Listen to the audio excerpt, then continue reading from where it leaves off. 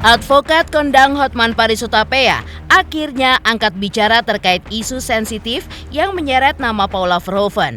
Isu tersebut beredar di media sosial, menyebut bahwa Paula diduga pernah terpapar virus HIV sebelum menikah dengan Baim. Kabar itu pun mencuat dari unggahan akun @nickmine17 berjudul Bukti Perceraian Baim dan Paula yang diduga memuat materi pertimbangan Majelis Hakim Pengadilan Agama Jakarta dalam memutus perkara cerai keduanya. Menanggapi hal tersebut, Hotman Paris pun mempertanyakan keabsahan kesaksian dua orang saksi dari pihak rumah sakit yang bukan berasal dari tenaga medis. Menurutnya, kesaksian seharusnya diberikan langsung oleh dokter yang melakukan pemeriksaan, bukan oleh pihak non-medis yang tidak memiliki kewenangan ataupun kompetensi klinis. Hotman pun juga menyayangkan apabila benar Baim mengumumkan isu sensitif tersebut ke publik. Ia pun menilai langkah tersebut bisa berdampak negatif pada kondisi psikologis anak-anak mereka di masa depan. Sementara itu, bagaimanakah tanggapan Paula Verhoeven atas berbagai isu miring tersebut? Dan seperti apa pula penjelasan kuasa hukum Baim atas hal yang dipertanyakan oleh Hotman Paris Hutapea? Pemirsa, bersama Intens Investigasi, kami hadirkan kabar terkini, terpercaya, dan teraktual. Tetapi sebelumnya, jangan lupa untuk like, subscribe, dan juga share channel YouTube ini.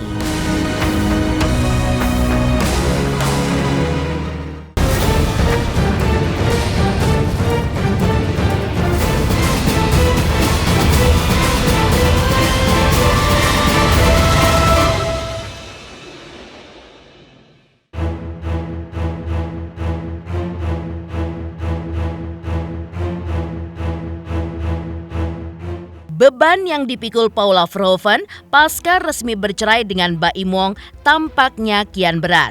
Pasalnya, tak hanya rumah tangganya saja yang hancur, tapi juga Hakim Pengadilan Agama Jakarta Selatan dalam putusannya menyebutkan Paula terbukti berselingkuh dan menjadi istri durhaka. Tak hanya itu, kabarnya Paula pun diterpa kabar miring bahwa dirinya mengidap penyakit kritis sebelum menikah dengan Baim. Isu tersebut muncul melalui sebuah postingan di akun nickmine17 yang berjudul Bukti Perceraian Baim Paula. Konon, bukti yang diposting tersebut merupakan pertimbangan majelis hakim terkait vonis cerai Baim Paula yang tercantum di dalam website Pengadilan Agama Jakarta Selatan dan bisa diakses oleh publik namun kemudian ditutup. Salah satu hal yang mengejutkan dari postingan tersebut berisi hasil pemeriksaan kesehatan Paula Verhoeven, di mana ia pun diduga terpapar positif HIV. Di sisi lain, Hotman Paris pun memberikan nasihat hukumnya. Jika benar seorang istri sudah mengidap penyakit HIV, maka suami pun harus dicek ulang apakah ia juga mengidap HIV. Hal itu pun mungkin karena sebagai suami istri tentu sering campur, baik kontak fisik maupun kontak lainnya. Perlu juga dicek secara medis apakah penyakit itu berasal dari istri atau dari suami. Hotman Paris di media sosialnya juga menuliskan caption seperti berikut ini. Kenapa kamu tega umumkan ibu dari anak-anakmu kena HIV? Akan jadi bahan olok-olok ejekan di sekolah anak. Kalau benar seorang istri mengidap penyakit HIV, tentu harus dicek dulu, dicek ulang apakah suaminya juga mengidap HIV. Karena sebagai suami istri tentu sering campur baik kontak fisik maupun kontak lain-lain. Jadi sekali lagi jangan hanya menggosipkan tentang si orang istri yang kena HIV. Justru sangat penting segera diperiksa. Suami juga harus segera diperiksa apakah benar dia mengidap HIV. Jangan-jangan dari siapa itu duluan? Apakah dari istri atau dari suami? Kita nggak tahu. Tapi yang pasti karena suami istri satu rumah dan mungkin juga ada kontak fisik maupun kontak di ranjang maupun di mana-mana atau hubungan intim. Kalau istri kena HIV, kemungkinan besar suami juga akan kena, kemungkinan besar. Jadi ada baiknya si suami segera mengecek kesehatannya ke dokter, cek ke lab untuk tidak membahayakan orang. Hotman Paris turut mempertanyakan keabsahan sikap majelis hakim dalam perkara perceraian Baim dan Paula. Ia pun menyoroti keputusan pengadilan yang mencantumkan dugaan bahwa Paula mengidap HIV berdasarkan kesaksian 2 orang yang bukan tenaga medis. Menurut Hotman, hal tersebut sangat janggal. Sebab dalam pertimbangan hukum, hakim pun justru menyetujui pernyataan bahwa seorang istri mengidap HIV tanpa adanya keterangan langsung dari dokter yang melakukan pemeriksaan ataupun perwakilan resmi dari rumah sakit tempat pemeriksaan dilakukan. Ia pun menegaskan kesaksian 2 orang non-medis seharusnya tidak cukup kuat untuk menjadi dasar hukum dalam perkara yang sangat sensitif seperti ini. Lebih jauh, Hotman pun juga mempertanyakan apakah pantas seorang suami yang telah memiliki anak bersama istrinya membuat pengakuan di persidangan perceraian bahwa sang istri sudah mengidap HIV sebelum menikah. Ia pun menilai hal ini bukan hanya berpotensi menimbulkan stigma terhadap sang istri, tetapi juga bisa berdampak jangka panjang terhadap masa depan anak-anak mereka. Hotman juga menambahkan, resiko bullying dari teman-teman sekolah dan tekanan psikologis yang mungkin dialami oleh anak-anak juga harus dipertimbangkan. Apakah majelis hakim dalam perkara perceraian bisa dalam pertimbangan hukumnya menerima kesaksian 2 saksi yang bukan ahli medis, bukan dokter, yang mana dalam pertimbangan hukumnya ikut menyetujui bahwa memang si istri ini kena penyakit HIV. Padahal dokter yang disebut-sebut sebagai yang melakukan pemeriksaan medis maupun rumah sakit tidak ada yang mau hadir jadi saksi. Jadi hanya murni kesaksian dari 2 orang non medis.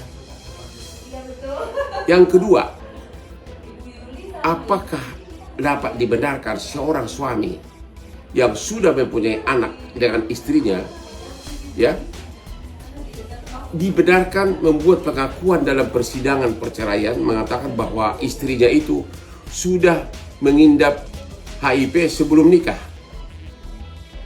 Bagaimana masa depan anak-anaknya? Ya, bagaimana nanti sesudah anaknya mau nikah? Apakah calon mertuanya mau bahwa anaknya itu nikah dengan seorang ibu yang dianggap berpenyakit HIV? Bagaimana nanti perlakuan teman-teman sekolahnya kepada anaknya? Kalau teman-teman sekolah membaca berita dan postingan-postingan dari seorang bapak yang menyatakan bahwa ibu dari 2 anaknya ini telah mengidap HIV sebelum nikah. Ini hanya pencerahan hukum secara umum, terserah kepada Anda menilai apa, tapi secara hukum coba Anda berikan analisa. Digempur berbagai isu miring pasca bercerai dengan Baim, Paula pun terlihat memposting sebuah momen dengan caption sebagai berikut. Allahumma barik, sipping on sunshine and strong coffee. Cerita Paula Verhoeven. Tulis Paula dalam postingannya. Di sisi lain, saat Baim Wong ditanya mengenai penyakit yang diderita oleh Paula, ia pun hanya tersenyum, tidak mau menjawab, sembari berjalan menuju mobilnya. Iya, kita lagi di premier ya, maaf ngomongin premier aja nggak enak. Terus yang tanggapannya soal ini Mas Baim, soal Paula laporin hakim itu gimana Mas Baim? Di komisi yudisial. Iya, kita ngomongin premier aja. Tapi Dikit aja Mas Baim. Mas, sedikit aja Mas. Untuk gimana apa namanya? Gue. Mas, ini kan ada berita yang benar-benar miring banget, enggak ini juga Mas tentang Paula sendiri Mas yang lagi hot banget di luar sana. Maaf. Iya, Yang HIV Mas Baim itu gimana Mas Baim tanggapannya? ya kita omongin premier aja. Tapi Mas, Tapi itu bener gak sih? Gak sih Mas? Kabar itu Mas?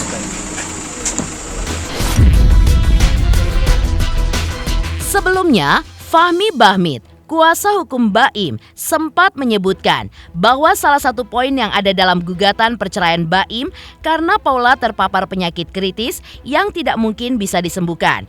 Namun, ketika awak media menanyakan lebih detail soal penyakit yang dimaksud, Fahmi pun tidak menjawab secara to the point. Namun ketika wawancara Zoom, Fahmi pun mengatakan bahwa penyakit kritis yang diderita oleh Paula diduga sudah menyerang Paula sebelum menikah dengan Baim. Dan penyakit tersebut terkait penyakit jasmani. Ada lagi bukti di dalam persidangan ini yang saya katakan bahwa ada penyakit kritis yang tidak mungkin bisa disembuhkan, dan itu ada di pada halaman-halaman pertimbangan putusan ini. Anda silakan, bagaimana pintar-pintarnya wartawan mencari putusan ini. Di sini Anda bisa dapatkan hal yang luar biasa.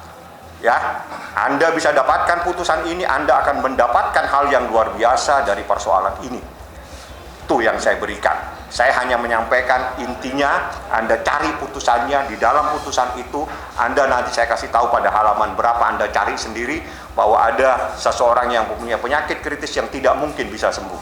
Terkait dengan masalah kesehatan, termohon berdasarkan bukti P86 berupa surat balasan dari rumah sakit, tidak perlu saya sebutkan, yang menyatakan tidak dapat menghadiri persidangan seterusnya, dan juga serta keterangan saksi TZA dan PNRM itu termohon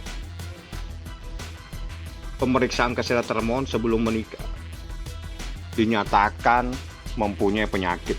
Ya, saya hanya bisa menyampaikan itu sesuai dengan fakta-fakta persidangan dan kesimpulan dari pertimbangan majelis hakim bahwa itu terkait dengan kesehatan jasmani.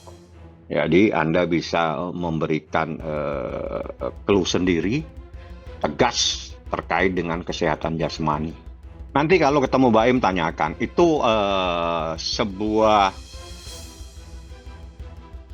bukti ya, jadi itu bukti yang disampaikan dan itu adalah jawaban yang selama ini simpang siur, dan itu sudah disampaikan secara tegas. Dia menyampaikan, kalau tidak salah ada juga sama saya buktinya dan sudah saya ada di tangan saya. Jadi nanti kalau Baim Wong, insya Allah 1-2 hari saya pasti akan ketemu apa yang dimaksud dia dengan pernyataannya atau berita dia bahwa dia bebas dari penyakit, beberapa penyakit tersebut. Apakah ini ada kaitannya dengan termohon, itu biar Muhammad Ibrahim yang akan menjawab nantinya. Dari pandangan hukum Hotman Paris usai beredar kabar Paula Verhoeven yang diduga mengidap HIV. Lantas apa alasan Paula melaporkan Hakim Pengadilan Agama Jakarta Selatan ke Komisi Yudisial? Selamat untuk intensi investigasi karena sudah mencapai 3 juta subscribers di YouTube. Sukses selalu dan all the best.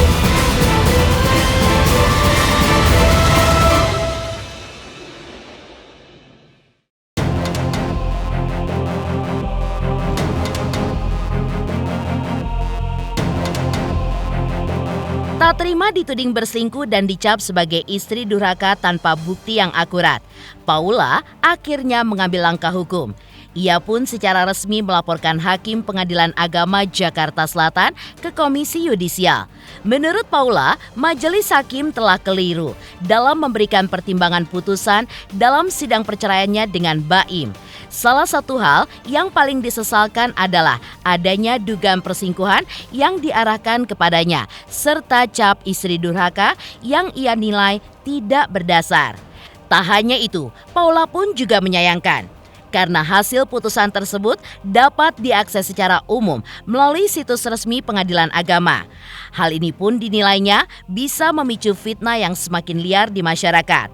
Langkah pelaporan ke Komisi Yudisial ini pun diambil oleh Paula demi menjaga martabat diri serta kondisi mental kedua anaknya di masa depan.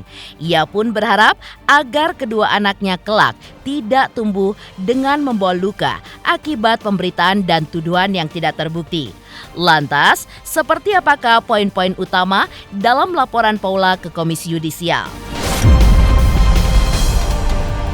Di sini saya hadir dan mendatangi Komisi Yudisial untuk melaporkan dugaan terjadinya pelanggaran kode etik dan pedoman perilaku hakim yang dilakukan Majelis Hakim pada Pengadilan Agama Jakarta Selatan yang memeriksa dan mengadili perkara perceraian saya.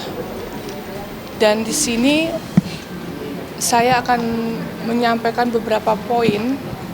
Di antaranya adalah pelaporan ini, dalam hal ini adalah Majelis Hakim keliru dalam memberikan pertimbangan putusan. Dan juga terlapor dalam memutuskan tidak mempedomani bukti-bukti yang disampaikan dan fakta persidangan. Iya, kejanggalannya iya, tadi saya merasa ada dugaan terjadinya pelanggaran kode etik tadi dan juga pedoman perilaku hakim yang dilakukan Majelis Hakim di Pengadilan Agama Jakarta Selatan. Saya cukup sedih ya, karena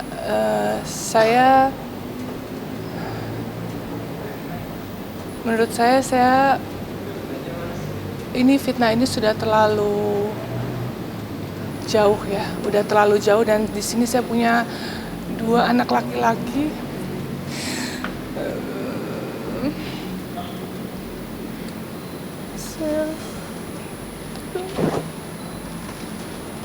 Saya punya 2 anak laki-laki yang saya selalu jaga mentalnya. Mereka akan tumbuh besar melihat pemberitaan ini yang cukup masif. Jadi buat saya melakukan ini demi anak-anak saya dan kedua orang tua saya. Dan saya harap semuanya apa yang saya ucapkan ini bisa saya pertanggungjawabkan di akhirat. Dan saya secara tegas menyampaikan bahwa tidak ada terjadi perselingkuhan selama saya menjalani pernikahan. Dan tidak ada juga bukti-bukti perselingkuhan di persidangan. Itu aja.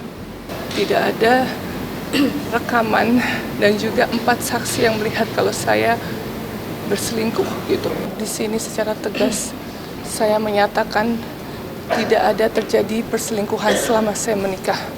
Dan saya bisa pertanggungjawabkan ini semua, perkataan saya, perlakuan saya di akhirat. Dan ini saya lakukan demi menjaga mentalitas anak-anak saya yang masih kecil, yang nantinya mereka beranjak dewasa bisa mengakses semua berita tentang ibunya.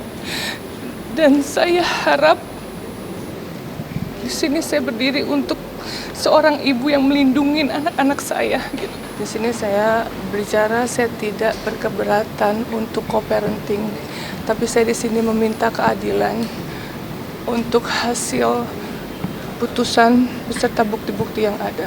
Makanya kenapa ini adalah alasan utama kenapa saya datang di Komisi Yudisial ini. Paula Verhoeven pun juga mengungkapkan bahwa saat ini kedua anaknya telah kembali tinggal bersamanya. Setelah 8 bulan lamanya tidak bersama, akhirnya mereka pun bisa melepas rindu dan juga menumpahkan rasa kangen yang selama ini terpendam. Selama berpisah di tengah prahara rumah tangganya dengan Baim, Paula mengaku banyak hal yang luput dari perhatiannya terkait perkembangan kedua putranya.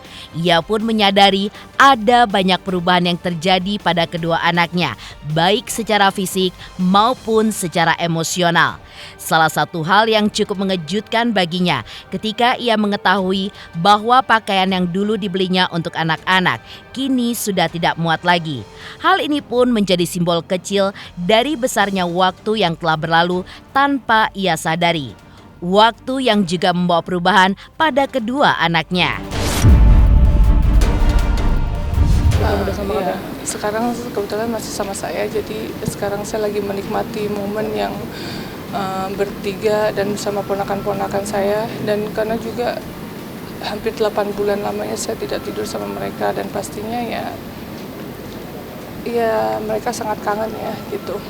Gitu aja sih, makanya kenapa saya juga nggak banyak posting-posting, karena memang saya benar-benar menikmati lah, ngajak mereka main, pokoknya melakukan make memories aja gitu, karena 8 bulan itu menurut saya banyak sekali yang saya lewatin gitu. Ternyata ternyata sukanya ini ya, ternyata bisa ini ya, juga yang saya beliin semua dari itu semuanya kependekan. Jadi itu benar-benar ya, momen 8 bulan itu sesuatu yang banyak banget yang saya lewati, tapi tetap kita selalu berdoa yang terbaik buat mereka berdua, itu aja sih. Pemirsa Intens Investigasi, jangan lupa saksikan terus Intens Investigasi. Dan pastikan jangan lupa untuk like, subscribe, share, dan komen.